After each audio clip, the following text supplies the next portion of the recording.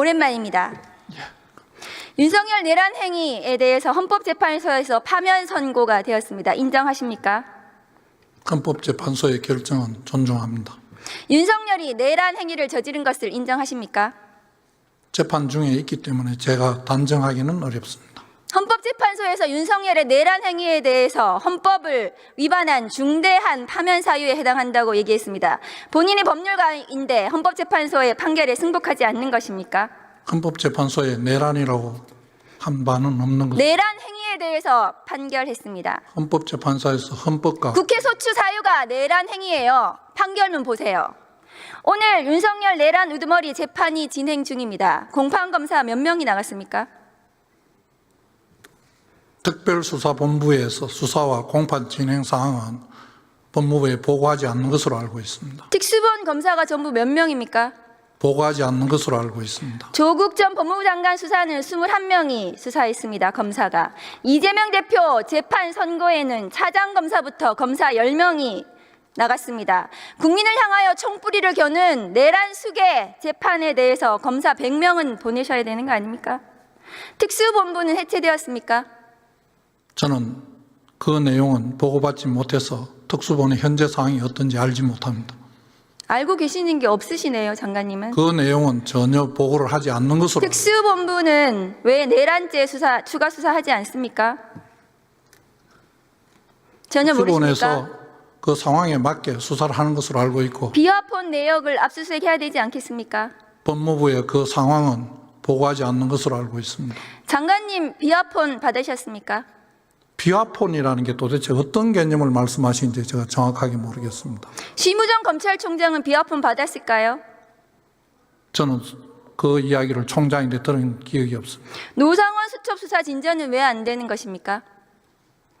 그 부분 제가 좀 전에도 말씀드렸다시피 특수본에서 진행하는 사건과 수사의 진행 과정은 저희 법무부에 전혀 보고를 하지 않고 있습니다. 민간인 윤석열에 대해서 수사가 진행이 되어야 합니다. 우선 윤석열 감찰 당시 법원에 의해서도 인정된 한동훈 수사방해, 감찰방해, 판사 사찰은 직권남용으로 인정이 되었습니다. 친윤 검사들도 그것은 직권남용이 된다라고 하고 있습니다. 그거 수사해야 됩니다. 최혜병 순직 수사 외압도 수사해야 하고, 지난 대선 당시 윤석열이 김만배 모른다, 김건희 도이치모터스 주가 조작 손해만 봤다라는 것은, 거짓말한 것은 기소해야 합니다. 명태균 게이트 관련 윤석열의 음성이 나온 정치자금법 위반, 공직선거법 위반에 대해서 수사해야 합니다. 일제 강제징용 배상 제3자 변제 관련 제3자 뇌물죄도 수사해야 합니다. 수사할 것이 너무 많아서 일일이 말씀드리기 어렵습니다. 윤석열 수사하고 기소하면 전과 10범은 넘을 것입니다. 전과 10범 내란 수계가 지금 거리를 활보하고 있습니다. 계엄은 늘 준비해야 하는 것이라는 망발을 하고 있습니다. 반드시 재구속해야 합니다. 여기 앉아있는 저 국민의힘 의원들도 아마 재구속을 바랄 것입니다. 장관님, 한덕수 대행의 헌법재판관 지명이 왜 위헌인지 모르시는 것 같은데 지금부터 알려드리겠습니다. 헌법 제77조, 장관님께서 아까 말씀하신 사고와 거리가 같이 규정되어 있는데 왜 다르게 해석해야 합니까? 헌법마저도 그렇게 아전인수로 해석을 하십니까? 그리고 국회입법조사처는 대통령이 아닌 국무총리는 민주적 정당성이 대통령과 같지 않다, 국민 대표성이 없다, 현상 유지가 아닌 한 임명은 어렵다고 판단했습니다. 헌법학자 회의에서도 한덕수 재판관 지명은 위헌이라고 아까 이용우 의원께서 말씀하신 것을 다시 알려드립니다. 심지어 이완규 법제처장이 있는 법제처에서도 권한대행의 직무 범위는 현상 유지에 그쳐야 한다고 말한 적이 있습니다. 왜 친윤 검찰들은 그토록 욕심이 많습니까? 국민이 죽어가든 나라가 망하든 자리만 차지하면 그만인지 한탄스럽습니다. 장관님, 12월 4일 날 계엄 직후 안가 회동하셨죠? 하셨습니까? 안가 회동이라는 말씀에 그날 만났으니까 안가 회동이라고 하겠습니다만, 그날은 특별히 장소가 거기였을 뿐입니다. 공교롭게도 그 멤버인 이완규 법제처장이 헌법재판관으로 후보자로 지명이 되었습니다. 그 당시에 안가 회동에서는 1차 계엄 뒷수습과 2차 계엄을 논의한 것은 아닙니까? 이완규 처장이 그때 무슨 얘기를 했습니까? 의원님께서 말씀하시는 2차 계엄 논의, 1차 계엄 뒷수습 이런 게 아니었습니다. 이완규 처장은 무슨 얘기를 했습니까, 당시에? 다른 사람이 구체적으로 말한 내용을 다 기억하지도 못할 뿐 아니라 그 대화 내용을 다 전달하는 것도 옳지 않다고 생각합니다. 윤석열이 없는 상태에서 한덕수 등 권한대행을 누가 조정할 것인지, 그리고 김주현 수석은 심우정 검찰총장을 컨트롤할 것인지 이런 거 논의하신 거 아닙니까? 실제로 이완규 처장은 지난 3월 4일 최상목 권한대행에게 헌재에서 위헌 결정이 난 마은영 미임명에 대해서 헌재 결정을 따르지 않아도 된다, 이렇게 의견을 냈습니다. 이것은 직무유기 아닙니까, 법무장관님? 헌법재판소에서 임명하라 하는 명령은 할 수가 안 한 것으로 알고 있고, 그게 권력 분립의 원칙에 따르는 한계에 있는 것이 아닌가 생각을 합니다. 장관님, 제가 이거 직무유기 기소하면 반드시 유죄가 날 건데 장관님께서 이거 기소하지 않으면 직무유기가 되실 수가 있습니다. 장관은 기소권이 없습니다.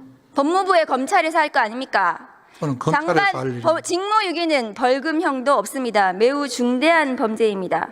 그 안가해동에서 후임 헌법재판관을 이완규 법제처장으로 지명한 것에 대해서도 논의했습니까?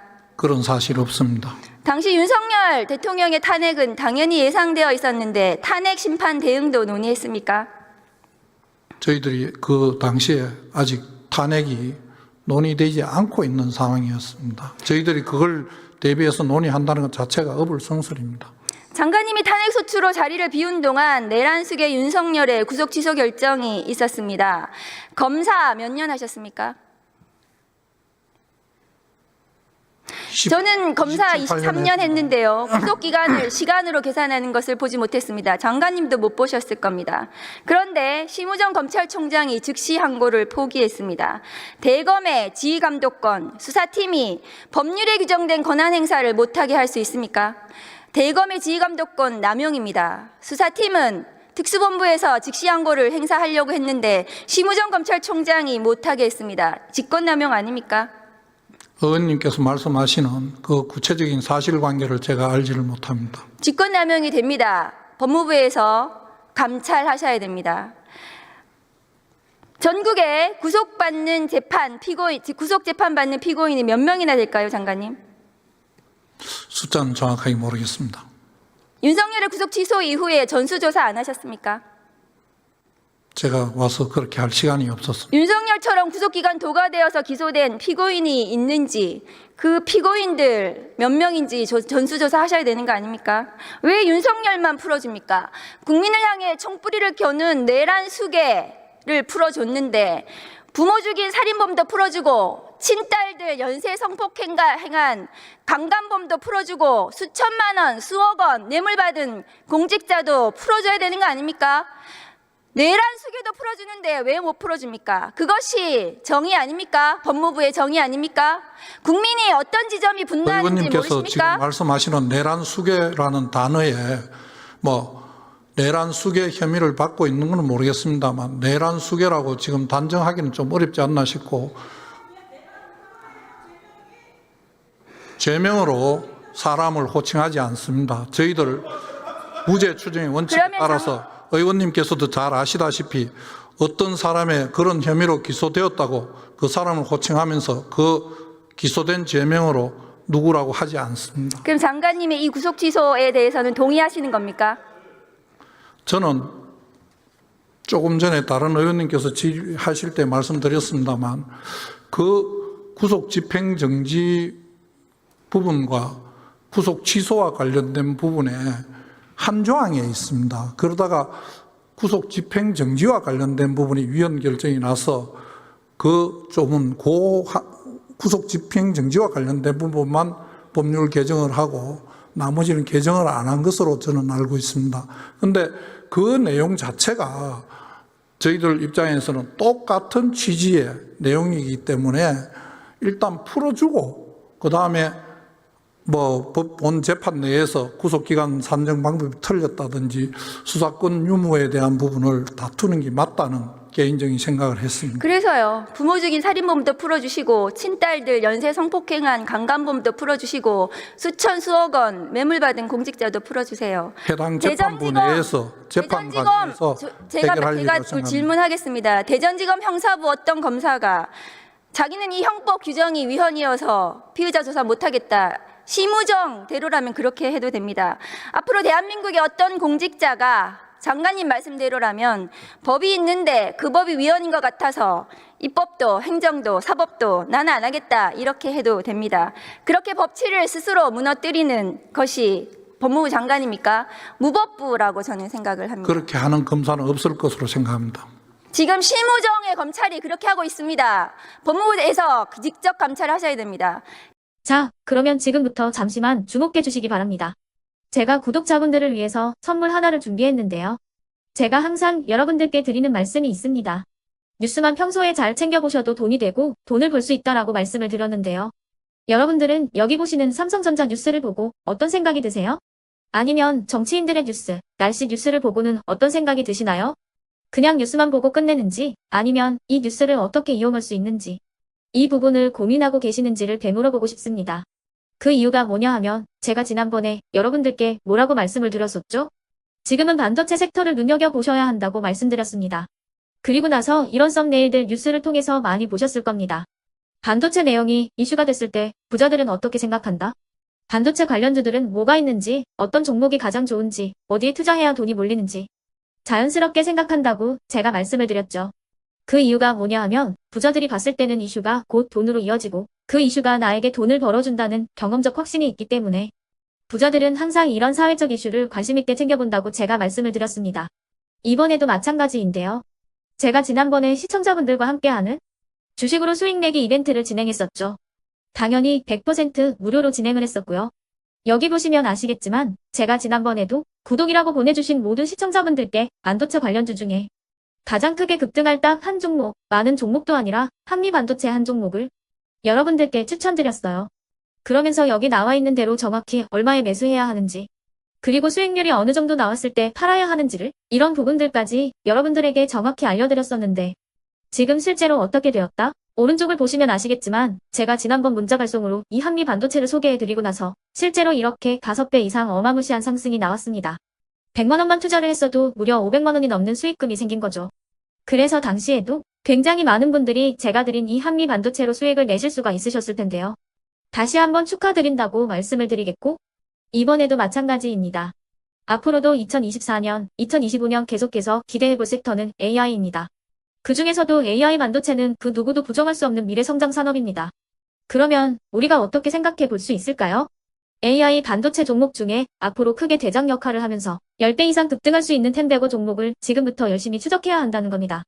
큰 돈을 투자하지 않더라도 월급의 일부분 아주 소액이라도 이 종목을 모아가야 수백 %의 수익률을 손에 쥘 수 있는 것이죠. 지금 여러분이 보고 계시는 이 유튜브 또한 AI 반도체와 아주 밀접한 연관이 있고 반도체야말로 대한민국의 핵심 산업으로 앞으로 더더욱 시장은 성장할 수밖에 없습니다. 그렇기 때문에 제가 이번에도 뭘 보내드리고 있냐면 지난번과 똑같이 구독이라는 문자를 보내주시면 제가 AI 반도체 관련주 중에 앞으로 대장주 역할을 하면서 주가가 가장 크게 급등할 한 종목을 여러분들께 문자 발송으로 종목명과 사고 파는 시점을 모두 알려드릴 건데요. 그 문자를 받고 여러분들이 주식으로 돈 버는 연습을 한번 해보셨으면 좋겠고요. 혹시라도 나는 주식을 하지 않는다 하시는 분들은 주변에 주식하시는 지인분들에게 말씀을 해주셔도 되고요. 아니면 연세가 있으셔서 투자가 어렵다 하시는 분들은 이 종목을 자녀분들에게 한번 사봐라. 이걸로 한번 수익을 내봐라. 이렇게 조언을 해주실 수도 있는 거겠죠. 그래서 지금 이 영상을 보시는 시청자분들 중에 나도 이번 종목이 좀 궁금하다 하시는 분들은요. 누구나 상관없이 그리고 어느 시간대나 상관없이 부담없이 010-2514-5930번으로 구독이라는 문자 보내주시면 제가 이번에도 똑같이 무료 추천 급등주 문자를 보내드리겠습니다. 이해되시겠죠? 제 번호 010-2514-5930번으로 구독이라는 문자 보내주시면 여러분들이 직접 이슈를 통해서 돈 버는 연습을 해보실 수가 있는 거고 제가 돈을 받는 것도 아니고 투자를 대신해 드리는 것도 아니기 때문에 부담 없이 신청해 주시면 되는 겁니다. 그리고 수익이 나면 저는 다른 것은 하나도 바라지 않습니다. 제 채널에 구독, 좋아요 한 번씩만 눌러주시라 이렇게 다시 한번 말씀을 드리겠습니다.